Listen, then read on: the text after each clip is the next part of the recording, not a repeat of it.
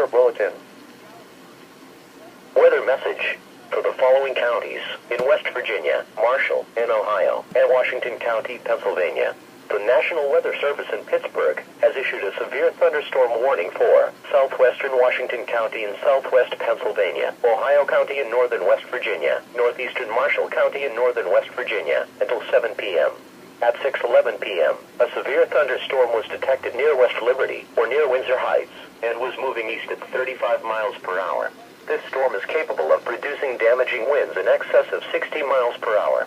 Locations impacted include Clearview, Warwood, Wheeling, Bethlehem, Benwood, Triadelphia, West Liberty, Valley Grove, Avella, Dallas, Claysville, Enterprise. This storm has produced damaging wind gusts.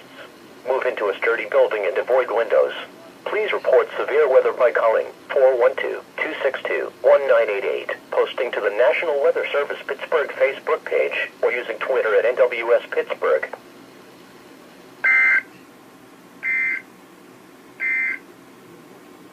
Weather message for the following counties.